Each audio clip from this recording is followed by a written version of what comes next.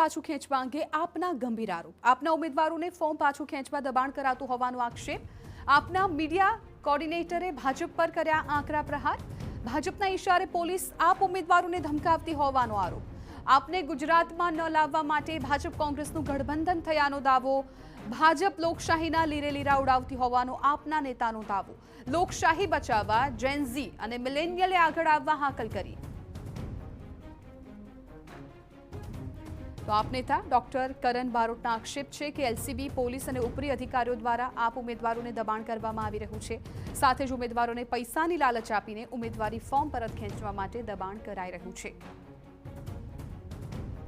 આમ આદમી પાર્ટીના ઉમેદવારને એલસીબી દ્વારા પ્રેશર કરવામાં આવે.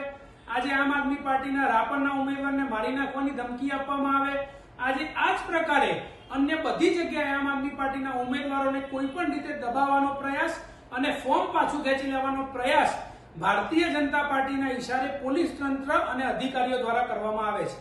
આપ નેતાના વધુમાં આરોપ છે કે ભાજપ લોકશાહીના લીરે લીરા ઉડાવી રહી છે, ત્યારે લોકશાહીને બચાવવા માટે જેનઝી અને મિલેનિયલ જનરેશને આગળ આવવાની હાકલ કરી છે. ત્યારે આજે ગુજરાતની જનતાએ સમજવાનું છે કે આ ભારતીય જનતા પાર્ટી અને કોંગ્રેસના ગઠબંધનને હવે જાકારો આપવાની જરૂર છે ને એવા લોકોને આજે સમર્થન આપવાની જરૂર છે કે ખરેખર ગુજરાતના યુવાનો માટે લડે છે.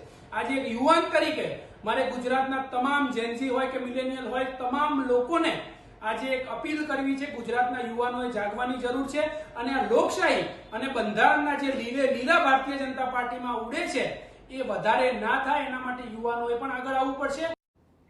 અમદાવાદ